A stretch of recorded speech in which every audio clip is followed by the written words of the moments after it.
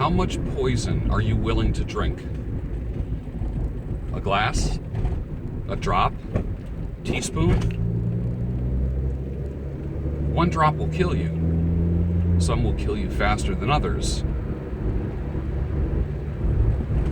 But it's still poison. It just takes longer for some. I was listening to Vaynerchuk this morning, Gary Vaynerchuk, and he talked about loving your job 99%, but hating it 1%. He said that 1% is just enough to kill you. How much poison are you willing to drink? What percentage of hating your job are you willing to tolerate? Because that little percentage, that 1%, will kill you. Do you look more forward to Saturdays, the weekend, than you do to Monday morning, your work day?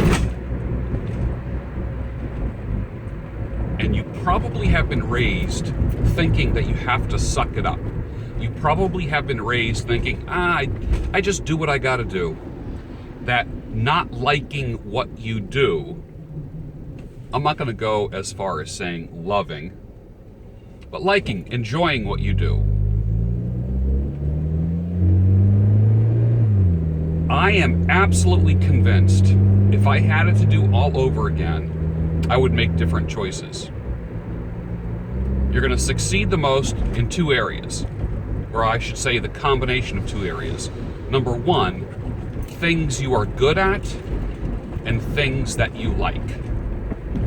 The combination of those two will make for a content person making a good income. Things that you're good at and things that you like. It makes your job enjoyable. It makes you look forward to Mondays as much as you look forward to Saturdays.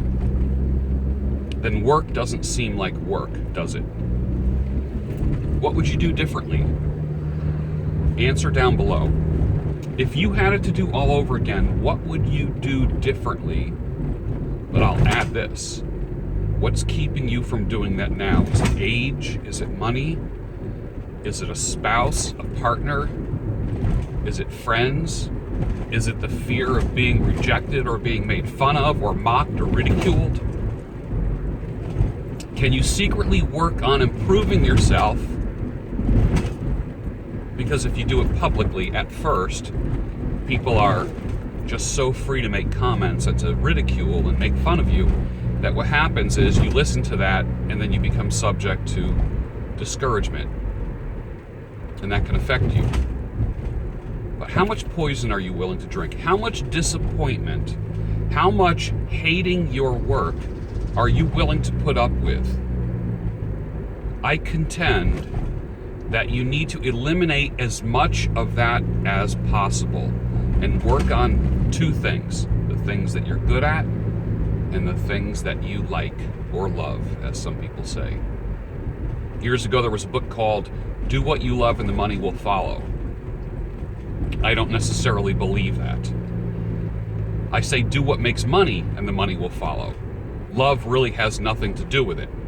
It helps to enjoy and like what you do, but just when you make a list of 10 things that you love, 9 times out of 10, you're not going to make money. You're not going to make a career out of those things. You could, I guess, if you really stretched yourself. One of the things I like about my channel, and I'm starting to separate the videos, I have different playlists. If you look at my channel, you're going to see playlists. One playlist is Beards Without Borders. That's the end of my day. That's when I'm kind of like low energy, low physical energy, high mental energy. In the mornings, Rise and Shine. High physical energy, high mental energy, all caffeined up. Speaking of caffeine, I gotta take a sip now before I get to work. Summertime, I like 1 cup of coffee. In the fall and winter, I tend to have 2 cups. But 1 seems to be enough in the summer. I don't know why. One of the things I like about the audience, the Beards Without Borders, audience is how you help each other out. And I encourage that. If someone has an issue or comments about something, don't always look to me, because I've been criticized for not responding to everybody. My response to that is, peace be with you, all right? Don't be afraid or hesitate to comment if you feel that you have a piece of knowledge or wisdom. Collective knowledge and wisdom is an amazing thing. It's called the Mastermind. And contribute to someone's issues. If somebody has something that they're bringing up, or if there's something that someone shares that brings empathy out of you, it's okay to write in a comment, I feel you, bro. I hear you, man. Straighten his dog out. It's okay to do that. Don't be afraid to comment on things like that.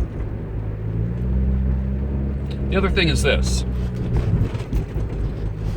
Bumpy ride today. The other thing is this. Mastermind groups are pretty cool. And I'm going to be starting a YouTube content creators mastermind group in the Philadelphia area for those that want to. Right now, my part-time job is making videos and vlogging and blogging and so forth. And, you know, I'm not making a living, but I am paying some bills with it. It's kind of nice. My goal is to do it full-time and cut hair part-time. I'm giving myself 2 years to do that. And I'm taking all the advice that I can. So I'm doing better now than I was a month ago. So, and it gets better every week with my insight and the things that I'm discovering and all the analytics. When two people meet with ideas, there's person A's ideas, there's person B's ideas. When A and B get together, then a third mind is present. That's called the mastermind. That's the group's mind. For instance, if 10 people are meeting and discussing problems on how to get more business, marketing, how to solve problems, what happens is you're getting the wisdom and experience and the knowledge of all 10 people together in that group. When you do a thing like a hot seat, one person goes up front, sits on a stool, and says, I have this problem. The goal of a hot seat is for the person who's sitting on the stool to zip it and do nothing but take notes, while the other 9 people contribute and give their wisdom and their knowledge. That's the beauty of a mastermind group. It's different than just a networking or bullshitting group, because solutions get created with hot seats and mastermind groups. They're different than a networking group where you're bringing your business cards and introducing yourself and greeting people. And I have found, I've had tremendous success in helping other people get what they want. And you've heard that 1,000 times. You can get what you want in life if you help enough people get what they want. So the question that I'm famous for in the networking world is, who do you need to meet? Who's the one person that can change your life? Who's the one person that's going to introduce you to a new line of work, a new motivation? Who's the person that has all the connections that you need? So that's why I like asking, who do you need to meet? Not what do you want to do, what is your goal? Who do you need to meet? And then I store that information. And then when I see that a person, maybe somewhere in my travels or somebody who sits in my chair has a solution or an answer for the original person, I will connect them. That's why I like connecting people on LinkedIn. Find me on LinkedIn. If you are on LinkedIn, which you should be, linkedin.com. If you're not on it, you should be. And if I can connect you with anyone, that would be great.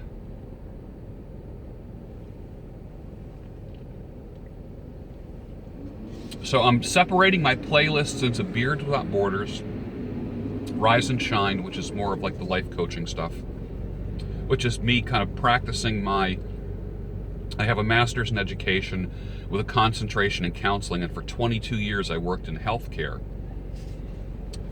particularly in the psychological field. and teaching as well. So a lot of that comes out in my rise and shine and kind of like life coaching moments. And it's my way of contributing and getting it out in a very informal way as I sense the needs of people, things that are important. It's Saturday morning. I have a full book today, starting at 10 o'clock. I wish it was a little bit earlier, but full book today of haircuts, beards, shaves, that kind of thing.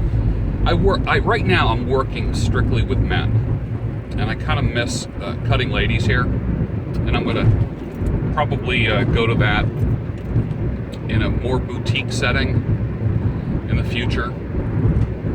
It's high-end. I'm opening up probably maybe a small salon, small boutique, grooming room, cutting room, that kind of thing. High-end, high-priced, private, not public, no flashing lights, no signs. It's by appointment only, and I am by appointment only now.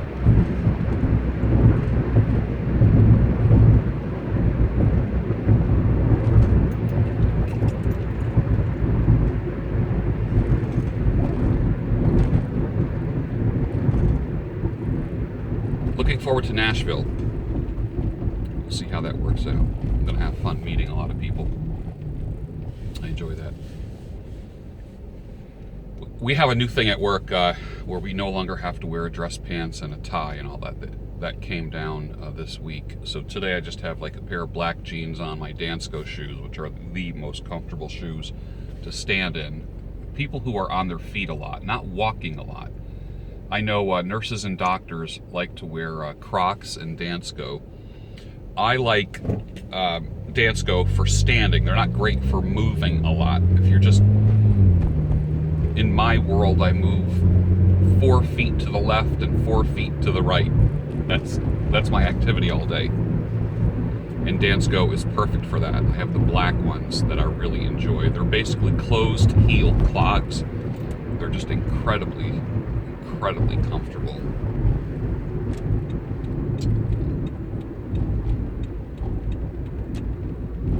I work in a damn mall. Actually, the largest mall in the world, believe it or not. It's crazy. It's so huge. I forget, like, when you do a full lap inside, how many miles it is. And there's mall walkers in the morning. They're walkers, man. The walkers exist.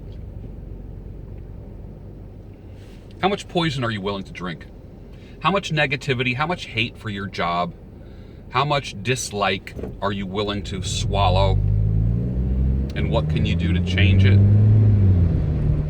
There's gonna be dissenters and haters on this. When I bring this topic up, there's always people who disagree.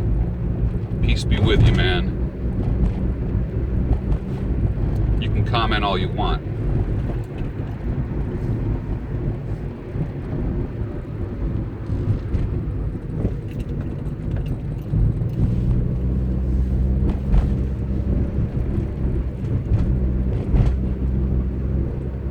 And don't always share your goals with everybody. The ones closest to you, you might have to have a select group, a networking group, a mastermind group that you share your goals with. People who are not going to mock you.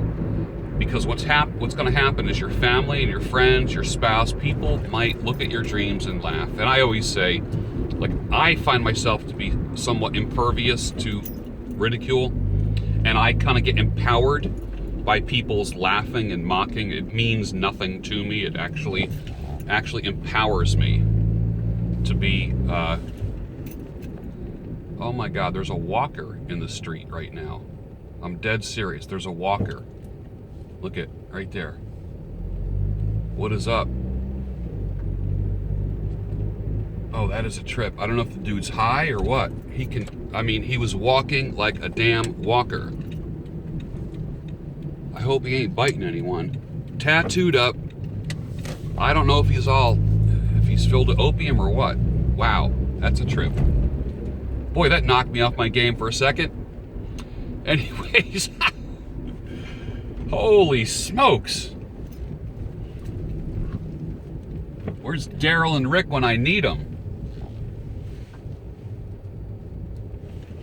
Over and out, man. If you have to, create a character who will, and be that guy. Like you're walking on stage as that person and be that person. If you can't do it by yourself, a good tactic is to be a character. Become somebody who achieves. If the real you, or while you're working on the real you, just become somebody who is an achiever. And you can do that. A lot of times if you act differently than what you are, no one knows the difference. There could be a person who's very unsuccessful and has zero confidence. And what's interesting is if they act successful and confident, the people on the outside will look at them and say, there's a successful and confident person. They don't know the difference. Acting confident looks the same whether you are or not. So worst case scenario, take acting lessons and start to act confident, and it will eventually work its way in. Have a fantastic day. I will catch up with you. Expect Beards Without Borders in the next couple days.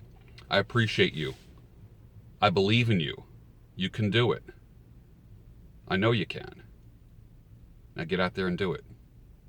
See ya.